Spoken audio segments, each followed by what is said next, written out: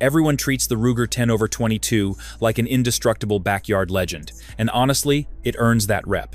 It runs, it's cheap to feed, and it won't quit. What people rarely talk about are the factory shortcuts, magazine quirks, and tiny setup moves that actually decide whether your groups look meh or match grade. I'm Luke from Line 45, and today I'm pulling back the curtain on what Ruger doesn't want you to know, showing the small mods that actually matter, and proving this rifle is way more capable than they let on. Before we dive in, do me a solid, smash that subscribe, tap the bell, hit all the dang buttons down there. You don't gotta, but it keeps this train rolling and lets me crank out more of this wild gun talk for y'all. Alright, enough of that. Let's get back to it. Out-of-the-box accurate has a fine print. I keep hearing folks say the 10/22 is a tack driver right from the store, then I watch them chase flyers at 50 yards and blame the ammo. The truth is, the factory setup leans hard toward reliability, and a couple of design choices can nudge your groups wider than they need to be. First thing I check is the stock pressure on the barrel. The classic carbine uses a barrel band and pretty tight inletting, which can push on the barrel and mess with harmonics as the rifle heats up. The target models skip the band for a reason. Do the paper test. Slide a strip between the barrel and stock from the tip back toward the receiver. If it snags, you've got contact. Free-floating the barrel with an aftermarket stock like the Magpul X22 or Hogue overmolded, or lightly relieving high spots on a synthetic stock usually pays off fast. Second, the takedown screw torque matters more than people think. The action beds into the stock on one screw. If that torque is all over the place, your point of impact will wander. I set it with an inch-pound driver around the high teens, then recheck after a few range trips. Consistency is the win here. Same thing with the V-block that clamps the barrel into the receiver. Make sure both screws are even and snug, not gorilla tight. Last, lock in your reassembly routine. Seat the receiver the same way every time. Verify the barrel is centered in the channel, and then torque. Do those three basics and the May carbine turns into a legit rimfire trainer. The rotary mag is king, but it's not magic. I picked up more feeding lessons from magazines than from manuals. Ruger's rotary BX10 is brilliantly simple, and when maintained, it feeds like a dream. Most failures trace to three culprits: grit in the rotary chamber or feed lips, spring fatigue, or a damaged follower. I take suspect mags apart, clean the internals, inspect followers for chips or cracks, and test spring tension. Replace worn followers or weak springs. Small parts failing cause big feeding headaches. Do not over-lubricate the rotor because oil attracts grit, and Ruger replacement parts are easy to source if you need to swap pieces out. Ammo geometry will humble you. Cheap bulk 22 often has inconsistent case lengths and rim thickness that make the rotary index poorly on the last rounds, and hypervelocity or ultralight match loads can change timing enough to hiccup. I test 3 loads per mag and note which brands leave the least lint and index clean. Avoid mixing bullet profiles and brands in the same mag, because inconsistent stacking is a real problem. BX25 high-cap mags are fantastic for drills, but they change the feeding angle and increase spring strain. Some 10 divided by 22 seconds eat 25 seconds with no drama, others do not. Treat mags like precision parts, not junk. Rotate your magazines in service, clean them after heavy use, and bench test new or repaired mags both loaded and empty before you shoot. Store magazines unloaded to prolong spring life. That flyer you blame on the barrel is often a tired or dirty mag. Keep mags healthy, and the 10/22 behaves like the plinking legend it is, no cap. Bring a spare mag and swap mags every 100 rounds to catch issues. The trigger is fine, which is why it holds you back. I grew up thinking the 10/22's trigger was fine until I ran one against a threaded barrel and a match load. Factory triggers on modern 10 divided by 22 seconds tend to sit in the 4.5 to 6 pound range and feel a little gritty, which makes slow, precise shots harder than they should be. Ruger's BX trigger drops pull to roughly 2.5 to 3 pounds and give a much cleaner break, which is why a lot of shooters swap it in as a first upgrade. If you want to shave weight and get a crisp, repeatable reset, you have 3 practical paths. 1. Drop in Ruger's BX trigger for a cost-effective, safe improvement and consistent factory tolerances.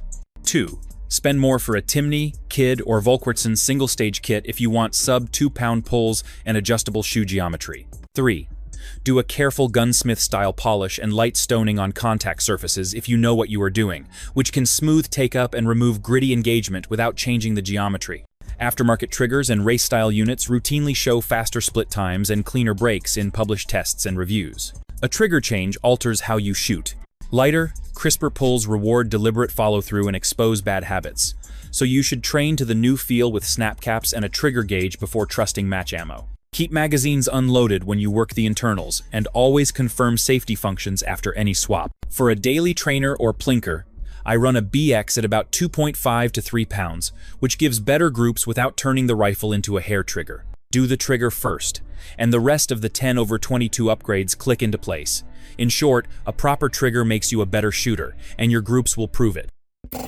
Ammo choice is everything, and Ruger won't pick it for you. Here's where the 10/22 earns or loses respect.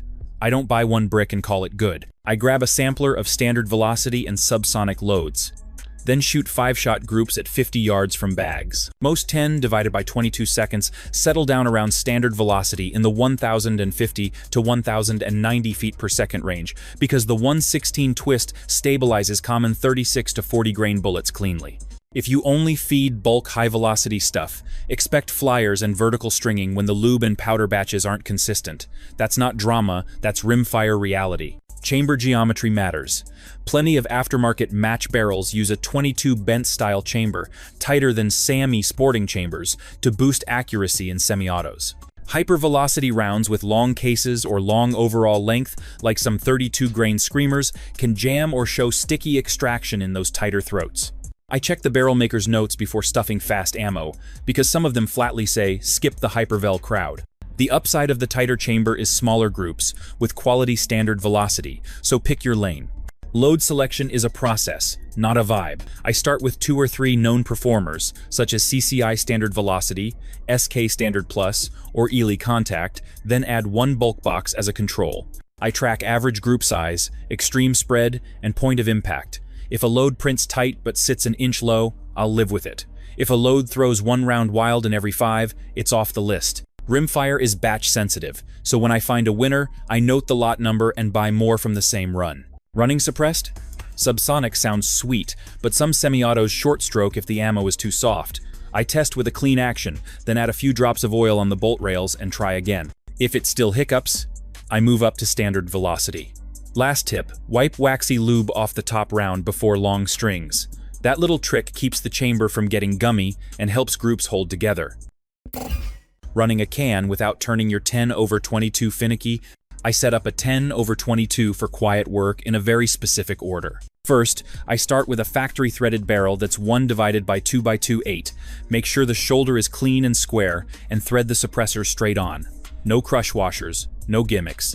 I use a simple alignment rod to confirm bore concentricity before a single round goes downrange. That 30-second check saves baffles and drama. Can adds back pressure and fouling, so I hard reset the maintenance baseline.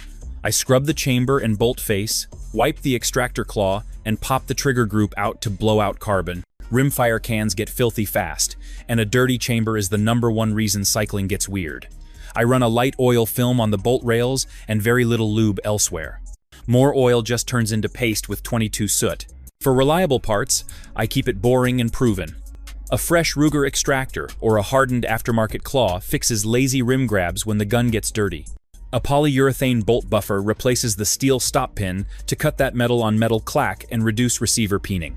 If the rifle is short-stroked with super quiet subsonics, I switch to standard velocity 40 grain loads first. Only if it still struggles do I try a reduced power recoil spring kit, and I test each spring weight with full mags, cold and hot. Point of impact will shift with the can mounted, so I zero with the suppressor on and note the offset. I track groups with 5-shot strings, clean at 200-300 rounds, and watch for first-round pop changes that hint at carbon buildup. One last thing a lot of folks skip.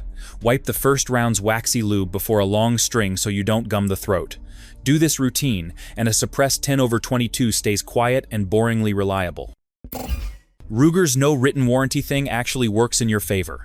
Ruger legally chose not to give a written warranty because of how the Magnuson-Moss Act defines and regulates full and limited warranties, and they explain that plainly in their manuals and customer service pages.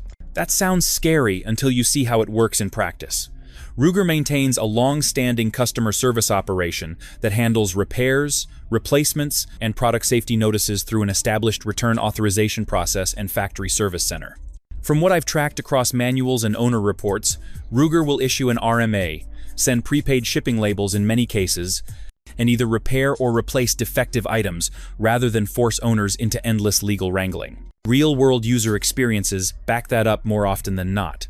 Across forums and user threads, owners report getting barrels, bolts, or entire rifles fixed or replaced with minimal hassle when defects show up, even on older guns and transfers, provided they follow Ruger's service instructions and return the gun properly packaged with the RA number.